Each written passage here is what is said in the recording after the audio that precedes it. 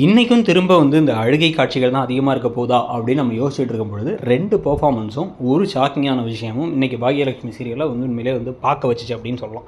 அதில் முக்கியமான விஷயம் என்ன அப்படின்னு வந்து பார்த்திங்கன்னா, எடுத்த உடனே இப்போ வந்து அஸ்தியை கரைக்கிறாங்க. அஸ்தியை கரைச்சதுக்கப்புறமா வந்து ஒவ்வொரு அஸ்தியை கரைக்கிறது கிளம்பலான்னு முடிவு பண்ணுறாங்க. முதல்ல கொண்டு வந்து அதுக்கு வந்து எல்லோரும் பார்த்து அழகிறதுலேருந்து ஆரம்பித்து அமிர்தாவோட அம்மாலேருந்து எல்லாரும் ஆறுதல் சொல்ல, அப்படி ஈஸ்வரி உடஞ்சி போக, இப்படி ஒரு விஷயம் நடக்கும் நாங்கள் எதிர்பார்க்கலேன்னு ஈஸ்வரியிலேருந்து பாக்கியாலேருந்து எல்லாம் நீங்கள் தான் வந்து ஸ்ட்ராங்காக இருக்கணும், நீங்களே அழுதா எப்படின்னு பாக்கியாக்கு எல்லாம் ஆறுதல் சொல்லிட்டு இருக்க விஷயங்கள்லாம் நடந்து முடிஞ்சதுக்கு பிறகு தான் இப்போ எழில் மட்டும்தான் அஸ்தியை கரைக்கணும்னு கிளம்புனா செடியை நானும் கூட போகிறேங்கிறார்.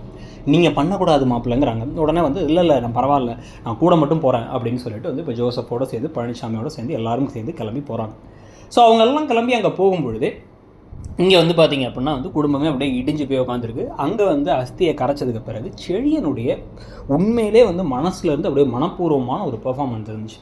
முதல்ல எழில் உடஞ்சி அழுறாரு. இப்படி தாத்தா என்கிட்ட அவ்வளோ பேசினாரா, என்னால் வந்து மறக்க முடியல, தாத்தாவோட பேசினது தான் கடைசியாக எனக்கு தெரியாமல் விட்டுருச்சேன்னு புலம்பிக்கிட்டு இருக்கும் பொழுது, நான் வாழ்க்கையில் நிறைய விதமாக நடந்துருக்கேன். செடியனோட கேரக்டராக தான் அந்த கதையிலே இருக்கிறதே முக்கியமான ஒரு கேரக்டராக நான் பல தடவை சொல்லியிருக்கோம். சுயநலமாக யாரை பற்றியும் யோசிக்காமல் இருந்த ஒரு பையன்லேருந்து ஆரம்பித்து இப்போ அப்படியே குடும்பத்தை பொறுப்பை வந்து ஏற்றுக்கணும்னு முடிவு பண்ணுற அளவுக்கு வந்து மாறிட்டார்.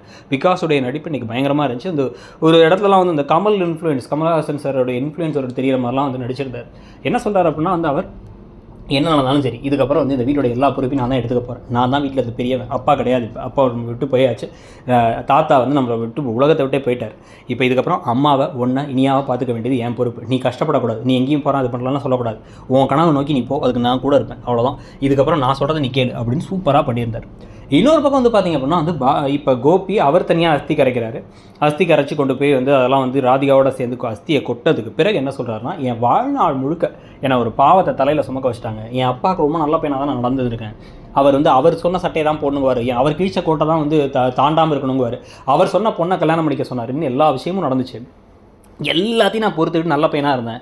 ஒரு விஷயத்தை நான் செஞ்சேன் அப்படிங்கிறதுக்காக என்னை மேலே வந்து இவ்வளோ பெரிய ஒரு பழியை போட்டு என்னை வந்து ஒதுக்கி தள்ளி என்னை இப்போ கடைசியில் வந்து எனக்கு வந்து ஒரு வாழ்க்கை முழுக்க ஒரு பாவம் இருக்க மாதிரி எங்கள் அப்பாவுக்கு இறுதி காரியத்தை பண்ண விடாமல் பண்ணது, அதை பாக்கியாவை பண்ண வச்சதெல்லாம் வந்து யாருன்னா எங்கள் அம்மா தான். என் அம்மா செஞ்ச துரோகத்தை நான் மறக்க மாட்டேன். என் வாழ்க்கையிலே எனக்கு ஒரு இப்போ நான் பாக்கியாவை விட அதிகமாக வெறுக்கிற ஒரு ஆள் இருக்காங்கன்னா அது என் அம்மாவாக தான் இருக்க முடியும். என்னை பெற்றவ தான், அவள் தானே சொல்ல ஆரம்பிச்சிட்டார்.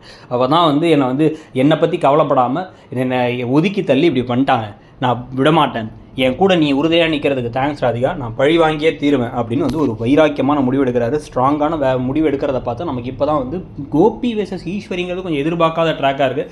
இன்றைக்கி கோபியுடைய பெர்ஃபார்மன்ஸுமே பயங்கரமாக எப்பயும் போலவே இருந்துச்சு. ஸோ நீங்கள் என்ன நினைக்கிறீங்க, இன்றைக்கி எபிசோடு எப்படி இருந்துச்சு அப்படிங்கிறத சொல்லுங்கள். தேங்க்யூ.